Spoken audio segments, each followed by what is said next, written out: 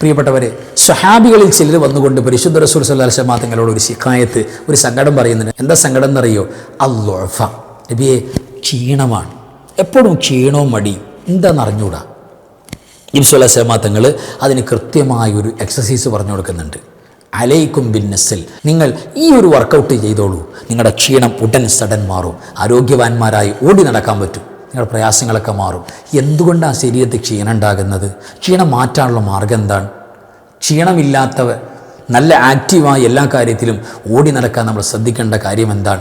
നമ്മൾ രാവിലെ എഴുന്നേൽക്കുമ്പോൾ തന്നെ ആകെ വയ്യാണ്ട് എഴുന്നേൽക്കാനുള്ള കാര്യം എന്താണ്? ഈ വിഷയങ്ങളുമായി ബന്ധപ്പെട്ട ചർച്ചയാണ് ഇന്നത്തെ ക്ലാസ്സിൽ നിങ്ങളോട് സംസാരിക്കുന്നത്. അസ്സലാമു അലൈക്കും വറഹ്മത്തുള്ളാഹി വബറകാതുഹു. ബിസ്മില്ലാഹി വൽഹംദുലില്ലാഹി മാഷാ അല്ലാഹ് ലാ ഖുവത ഇല്ലാ ബില്ലാഹ്. അല്ലാഹുമ്മ സ്വല്ലി അലാ സയ്യിദിനാ മുഹമ്മദിൻ വഅലാ ആലി സയ്യിദിനാ മൗലാനാ മുഹമ്മദ്. അൽഹംദുലില്ലാഹ്. അല്ലാഹു ഇരുലോക വിജയം സലാമത്ത് നമുക്കൊക്കെ പ്രദാനം ചെയ്യട്ടെ. നമ്മൾ മരിച്ചവർക്ക് അല്ലാഹു ജന്നത്ത് കൊടുക്കട്ടെ. എല്ലാ മുഅ്മിനീങ്ങൾക്കും, പ്രത്യേകിച്ച് അൻവാർ ഫജൻ്റെ കുടുംബം, അല്ലാഹു സന്തോഷം തരട്ടെ. ആമീൻ യാ റബ്ബൽ ആലമീൻ. അൽഹംദുലില്ലാഹ്. പ്രിയപ്പെട്ടവരെ, അല്ലാഹു നമുക്ക് നൽകിയ നിഅമത്തുകളിൽ ഏറ്റവും വലിയ നിഅമത്താണ് ആരോഗ്യം. നമുക്കൊരു എല്ലാത്തിലുമുള്ള ഉഷാറ്, ഉന്മേഷം, അതില്ലാതെ പോയാൽ പിന്നെ നമുക്ക് ഒരു പരിപാടി നടക്കില്ല. നേരെ ചൊവ്വനെ നിസ്കരിക്കാൻ പറ്റുമോ? ക്ഷീണമായാൽ ജോലിക്ക് പോകാൻ പറ്റുമോ? വേണ്ട സഹോദരിമാർക്ക് അടുക്കളയിൽ ജോയിൻ ചെയ്യാൻ പറ്റുമോ? ഇല്ല. എല്ലാം ഇപ്പോൾ ക്ഷീണമാണ്, ഞാൻ കുറച്ച് കിടക്കട്ടെ എന്ന് പറയും. അല്ലെങ്കിൽ ഒന്നിനും വയ്യാത്തൊരു മൂഡ് ഓഫ്, ക്ഷീണം, തളർച്ച. ഇത് പലപ്പോഴും ഉണ്ടാകാൻ പല കാരണമുണ്ട്. പല രോഗങ്ങൾ കാരണമായി ക്ഷീണം ഉണ്ടാകും. ഇപ്പോൾ ഡയബറ്റിക്കിൻ്റെ ആളുകൾക്ക് അത് കാരണമായി ക്ഷീണം ഉണ്ടാകും. പിന്നെ ലിവർ കംപ്ലൈൻ്റ് ഉള്ള ആളുകൾക്ക് അത് കാരണമായിട്ടുണ്ടാകും. അങ്ങനെ ബ്ലഡിൽ പല വേരിയേഷൻ, വ്യത്യാസങ്ങൾ, അതേപോലെ തന്നെ വൈറ്റമിൻ്റെ ഡെഫിഷ്യൻസി പലതും നമുക്ക് ക്ഷീണം ഉണ്ടാക്കും. പ്രത്യേകിച്ച് വൈറ്റമിൻ ഡിയുടെയൊക്കെ ഡെഫിഷ്യൻസി ഭയങ്കരമായ ക്ഷീണം ഉണ്ടാക്കി കളയും.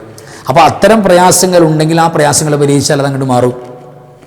ഇത് അങ്ങനെ മാറാതെ തുടരുന്ന ക്ഷീണങ്ങളുണ്ട്. ഇപ്പോൾ പലപ്പോഴും ചൂട് സീസണായതുകൊണ്ട് ശരീരത്തിലെ ജലാംശം, നിർജ്ജലീകരണത്തിൻ്റെ അവസ്ഥകൾ തുടങ്ങും.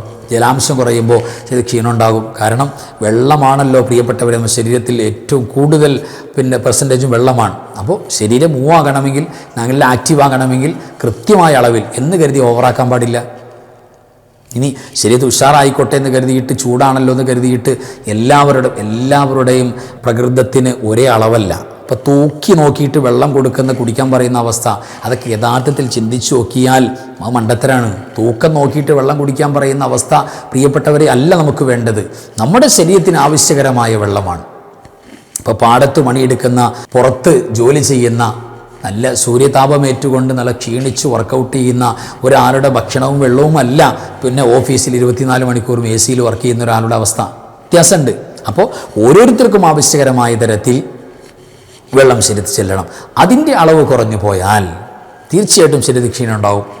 അപ്പോൾ അങ്ങനെയുള്ള ക്ഷീണങ്ങളെല്ലാം പരിഹരിച്ചതിന് ശേഷവും വീണ്ടും നമ്മുടെ ശരീരത്തിന് ക്ഷീണം ബാധിക്കുന്നുണ്ടെങ്കിൽ നമ്മുടെ ശരീരത്തിന് ക്ഷീണം മാറ്റാൻ വേണ്ടിയിട്ടുള്ള ഒരു റെമഡി പരിശുദ്ധ റസൂൽ സല്ലല്ലാഹു അലൈഹി വസല്ലം തങ്ങൾ കൃത്യമായിട്ട് നമുക്ക് പറഞ്ഞു തരുന്നുണ്ട്. ഒരു വർക്കൗട്ട്, ഒരു എക്സസൈസാണ് പറഞ്ഞു തരുന്നത്.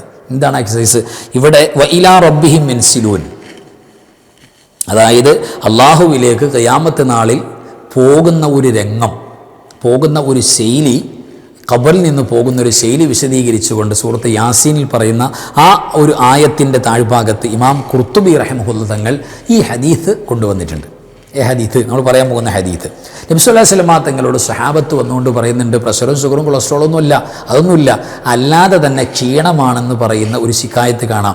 ശക്കൗന, സഹാബത്ത് പറയാണ്, ശക്കൗന ഇലാ റസൂലില്ലാഹി സ്വല്ലല്ലാഹു അലൈഹി വസല്ലം അൽ-ളുഅഫ, ഞങ്ങൾക്ക് ഒരു ബലഹീനത, ഒരു ക്ഷീണം, തളർച്ച, എന്താണെന്നറിയില്ല നബിയെ, അങ്ങനെയുണ്ട്, പ്രയാസത്തിലാണ്, ക്ഷീണം തളർച്ചയാണ്, അതെന്താ മാറാൻ മാർഗം, നിങ്ങൾ എന്താ ചെയ്യേണ്ടത്? അപ്പോൾ നബി സല്ലല്ലാഹു അലൈഹി വസല്ലം തങ്ങൾ പറഞ്ഞു, അലൈക്കും ബിൻ നസ്ലി, നെസ്ല് ചെയ്താൽ മതി. നെസ്ല് ചെയ്താൽ പിന്നെ ശരീരത്തിന് നല്ല ഊർജ്ജോന്മേഷം ഉണ്ടാകും. എന്താ നെസ്ല്? സുർഅത്ത്, വേഗതയിൽ നടക്കുക. നമ്മളിങ്ങനെ പതുക്കെ പ്രാഞ്ചി അങ്ങനെയല്ല, നടത്തം വേഗതയിലാക്കുക. അപ്പോൾ രാവിലെ തന്നെ നടക്കാൻ പോകുന്ന ആളുകൾ പല രീതിയിലുമുണ്ട്. പതുക്കെ ശരീരം അറിയാതെ നടക്കുന്ന ആളുകളുണ്ട്. ശരീരത്തെ പ്രയാസപ്പെടുത്താൻ പാടില്ലല്ലോ, ശരീരം അറിയാതെ നടക്കുക. ഒരു ഇച്ചിരി പോലും വിയർക്കാൻ നല്ല ചൂടാണ്, അതുകൊണ്ട് ഷർട്ടും നമ്മുടെ ബനിയനും നമ്മുടെ ടീഷർട്ടൊക്കെ വിയർത്താൽ പ്രയാസം, അങ്ങനെ നടക്കുക ഒരു കാര്യമില്ല. നമ്മൾ നടക്കുമ്പോൾ നന്നായിട്ട് റാഹത്തായിട്ട് കൈയൊക്കെ വീശി നല്ല സ്പീഡിൽ, നബി സല്ലല്ലാഹു അലൈഹി വസല്ലം തങ്ങളുടെ നടത്തത്തിന് അങ്ങനെ ഒരു പ്രത്യേകതയുണ്ട്. കൂടെ പോയാൽ നമുക്ക് കൂടെ പോകാൻ ഒരുമിച്ച് അവിടുത്തെ കൂടെ എത്തിപ്പിടിക്കാൻ പ്രയാസമാണെന്ന് തോന്നും. ആ തോന്നുന്ന തരത്തിലാണ്. അപ്പം നടത്തം സുറഅത്ത് എന്ന് പറഞ്ഞാൽ അത്യാവശ്യം നടത്തം വേഗതയാക്കി നടക്കുന്ന ഒരവസ്ഥയുണ്ടെങ്കിൽ അതാണ് നസ്ലി. അലൈക്കും ബിൻ നസ്ലി, അതുണ്ടെങ്കിൽ ക്ഷീണം മാറാൻ നല്ലതാണ്. അപ്പോൾ ദിവസവും രാവിലെ അല്ലെങ്കിൽ വൈകിട്ട് അസർ കഴിഞ്ഞിട്ടൊക്കെ ഒരു നടത്തം ശീലമാക്കുക. കുറച്ചങ്ങ് നടക്കപ്പോൾ അധികവും വാഹനത്തിലേക്കാണല്ലോ നമ്മൾ പോകുന്നത്. അപ്പം നടത്തം ശീലമാണ്, നല്ലൊരു എക്സസൈസാണ് നടത്തം. ആ നടത്തം എന്ന് പറഞ്ഞാൽ ശരീരത്തിൻ്റെ എല്ലാ ഭാഗത്തേക്കും ബ്ലഡ് സർക്കുലേറ്റ് ചെയ്യുന്ന തരത്തിൽ വേണം നടക്കാൻ. നേരത്തെ പറഞ്ഞ പോലെ ഭൂമി അറിയാതെ ശരീരം അറിയാതെ അങ്ങനെ നടന്നാൽ പോരാ. നമ്മൾ റാഹത്തായിട്ട് എന്ന് കരുതിയിട്ട് ചവിട്ടി പൊളിച്ച് നടക്കണമെന്നല്ല. ആ നടത്തം ശരീരത്തിന് വ്യായാമം തരുന്ന തരത്തിലുള്ള ഒരു വേഗത്തിലുള്ള നടപ്പ്, ആ നടപ്പ് നമ്മൾ ഉണ്ടാക്കിയെടുത്താൽ ശരീരത്തിൻ്റെ ക്ഷീണം മാറാൻ കാരണമാകും. പിന്നെയോ കാലിൽ ചെരുപ്പ് ധരിക്കാതെ ഭൂമി അറുള്, അത് ഉമ്മക്കും നിങ്ങളുടെ ഉമ്മയാണെന്നല്ലേ ഹദീസിൽ പറഞ്ഞത്. ആ ഉമ്മയുമായിട്ടുള്ള ഒരു അറ്റാച്ച്മെൻറ്റോടുകൂടെ ചെരുപ്പില്ലാതെ എന്ന് പറഞ്ഞാൽ നോക്കണം, കുപ്പിച്ചില്ലും മുള്ളൊക്കെ കയറാതെ നോക്കണം, സ്ഥലം നല്ല കൃത്യമായിരിക്കണം. അപ്പോൾ അങ്ങനെ നാച്ചുറലായി ചെരുപ്പില്ലാതെയുള്ള നടത്തം, അതൊക്കെ നമ്മുടെ ശരീരത്തിന് ഫിസിക്കൽ ഒരുപാട് ഗുണങ്ങൾ നൽകുന്ന കാര്യമാണ്. ഒരുപാട് ഗുണങ്ങളുണ്ടാവും. നല്ല ഓർമ്മശക്തി ഉണ്ടാവും, നല്ല ഉന്മേഷം ഉണ്ടാകും ശരീരത്തിന്. പിന്നെ ഈ ബ്ലഡ് സർക്കുലേറ്റിന് തടയുന്ന കാര്യങ്ങളൊക്കെ അതൊക്കെ ഒരു പരിധിവരെ മാറ്റാൻ പറ്റും. നല്ല ഏറ്റവും കൃത്യമായ ഒരു എന്താ പറയുക, ഒരു നടത്തമാണ് ചെരുപ്പില്ലാതെ ഭൂമിയിലൂടെ നടക്കുക. ആ നടത്തമൊക്കെ ശീലിച്ചു കൊടുക്കുക. ആ നടക്കുന്ന കൂട്ടത്തിൽ അലൈക്കും ബിൻ നസ്ലി, വേഗത്തിൽ നടക്കുന്ന ഒരു എക്സസൈസ് വ്യായാമം നിങ്ങൾ ചെയ്താൽ മതി. നിങ്ങളുടെ ശക്കൗനായില റസൂലുള്ളാഹി സ്വല്ലല്ലാഹു അലൈഹി വസല്ലം അൽദുഅഫ, നിങ്ങളിപ്പോൾ വന്നിട്ട് പറഞ്ഞല്ലോ പിന്നെ ക്ഷീണം മാറാൻ കാരണമാകും. അത് പ്രത്യേകം ശ്രദ്ധിച്ചു കൊടുക്കുക. ഒരു കാരണവുമില്ലാത്ത ക്ഷീണം. അപ്പോൾ ഒരു പരിപാടിക്ക് നമ്മൾ ഒരു ഫംഗ്ഷന് പോയിട്ട് വന്നു, നമ്മളോ നമ്മുടെ മക്കളോ ആരും ആയിക്കോട്ടെ, ഒരു കല്യാണത്തിന് പോയി അല്ലെങ്കിൽ ഒരു എൻഗേജ്മെൻറ്റിന് പോയി, നമ്മൾ തിരിച്ചു വന്നപ്പോൾ നമുക്ക് പോയതുപോലെയല്ല, ഒരു പ്രത്യേകമായ ക്ഷീണം, തളർച്ച. വെള്ളം കുടിച്ചു നോക്കി, പിന്നെ കുളിച്ചു നോക്കി, ഭക്ഷണം കഴിച്ചു, ഒരു മാറ്റമില്ല. ക്ഷീണം എങ്ങനെ എന്തെന്നില്ലാത്തൊരു മൂഡ് ഓഫ്, ഒരു തൂങ്ങിയിരിക്കുന്നത് പോലെ തോന്നുക. തീർച്ചയായിട്ടും ഒരു പക്ഷേ അത് കണ്ണീറിൻ്റെ ഭാഗമായിട്ടുണ്ടാകാം. ഒരു ഫംഗ്ഷനിലൊക്കെ പങ്കെടുക്കുമ്പോൾ ഒരുപാട് പേരുടെ കണ്ണീറിൻ്റെ ദോഷങ്ങളുണ്ടാകും.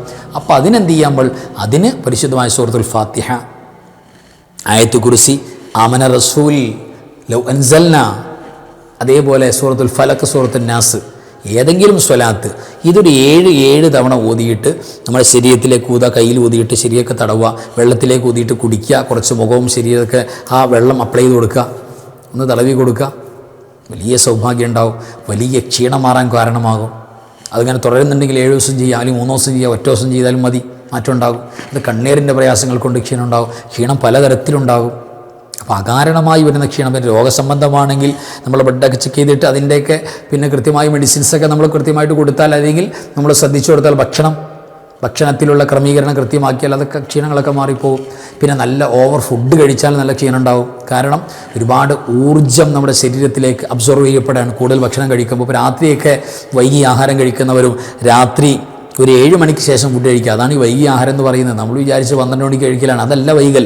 7 മണിക്ക് ശേഷമുള്ള അത്താഴം, ഇശാ നിസ്കരിച്ചതിന് ശേഷമുള്ള അത്താഴമൊക്കെ ലേറ്റായ അത്താഴമാണ്. രോഗം വണ്ടി വിളിച്ചു വരുമെന്ന കാര്യത്തിൽ ഒരു തർക്കമില്ല. അത്താഴം വൈകിയാൽ രോഗം, പ്രത്യേകിച്ച് ഡയബറ്റിക്കിനൊക്കെ അടിമയാകും എന്നുള്ള കാര്യത്തിൽ ഒരു തർക്കമില്ല. നിങ്ങൾ ഡോക്ടർമാരെ കൺസൾട്ട് ചെയ്തോളൂ, ചോദിച്ചോളൂ, ഒരു രക്ഷയില്ല. അപ്പോൾ അത്തരം അവസ്ഥകളുണ്ടെങ്കിൽ പ്രത്യേകിച്ച് രാത്രി ഹെവി ഫുഡൊക്കെ നല്ല കരിച്ചും പൊരിച്ചൊക്കെ കഴിക്കുക, ഹെവി ഫുഡ് കഴിക്കുക. അവരെ സംബന്ധിച്ചിടത്തോളം പ്രിയപ്പെട്ടവരെ, പിറ്റേന്ന് രാവിലെ എണീക്കുമ്പോൾ വല്ലാത്ത ക്ഷീണം ഉണ്ടാകും. കാരണം അമിതമായ ഊർജോൽപാദനം ശരീരത്തിൽ നടക്കുകയാണ്. അത് കത്തിച്ചു കളയാനുള്ള മാർഗ്ഗങ്ങളില്ല, അതെല്ലാം ഡിപ്പോസിറ്റ് ചെയ്യപ്പെടുന്ന അവസ്ഥ, ക്ഷീണം, തളർച്ച. പിന്നെയോ നല്ല ഭക്ഷണം കഴിക്കും, അത് ദഹിപ്പിക്കാൻ വേണ്ടിയിട്ടുള്ള ഊർജത്തിൻ്റെ പണിപ്പാടിനിടയിൽ ശരീരത്തിൻ്റെ പിന്നെ മൈനസുകൾ, ശരീരത്തിൻ്റെ കേടുപാടുകൾ തീർക്കാൻ വേണ്ടിയിട്ട് ഊർജത്തിന് പോകാൻ പറ്റില്ല. നമ്മുടെ ശരീരം ഒന്ന് പിന്നെ ശുദ്ധീകരണം നടത്തണം. അത് കിടക്കുമ്പോഴാണ്. ആ ശുദ്ധീകരണത്തിന് പോകാൻ പറ്റില്ല, നല്ല ഫുഡ് കഴിച്ചിരിക്കുകയാണ്. ആ ശുദ്ധീകരണം ഇല്ലാത്തതിൻ്റെ പേരിൽ കേട് തീർക്കാത്ത ഒരു ബോഡിയുമായിട്ട് നമ്മൾ എഴുന്നേൽക്കുന്നത്. അപ്പോൾ പിന്നെ വലിയ പ്രശ്നം ഉണ്ടാകും, രോഗങ്ങൾ മാറാതെ തുടരാൻ കാരണമാകും.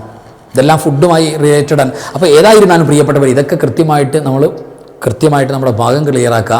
എന്നിട്ട് അലൈക്കും ബിൻ നസ്ൽ, നല്ല വേഗത്തിൽ നടക്കുന്നൊരു ശീലം ഉണ്ടാക്കുക. നല്ല കാര്യമാണ്. അള്ളാഹു സുബ്ഹാനഹു വ തആല ആരോഗ്യമുള്ള മുഅ്മിനോട് ഇഷ്ടം വെക്കുമെന്ന് പറഞ്ഞില്ലേ? അള്ളാഹു ആരോഗ്യമുള്ള മുഅ്മിനീങ്ങളിൽ, ആഫിയത്തുള്ളവരിൽ നമ്മയും നമ്മുടെ വേണ്ടപ്പെട്ട എല്ലാവരെയും പ്രത്യേകിച്ച് ദുആ ചെയ്യാൻ വേണ്ടി പറഞ്ഞ എല്ലാവരെയും അള്ളാഹു ചേർത്തി തരട്ടെ. അള്ളാഹിൻ്റെ പൊരുത്തത്തിൽ ജീവിച്ച് അള്ളാഹിൻ്റെ പൊരുത്തത്തിൽ മരിക്കാൻ അള്ളാഹു തൗഫീഖ് നൽകട്ടെ. അള്ളാഹിൻ്റെ പൊരുത്തപ്പെട്ട ആളുകളോട് കൂടെ ചേരാൻ വഅൽഹിഖ്നാ ബിസ്സാലിഹീൻ.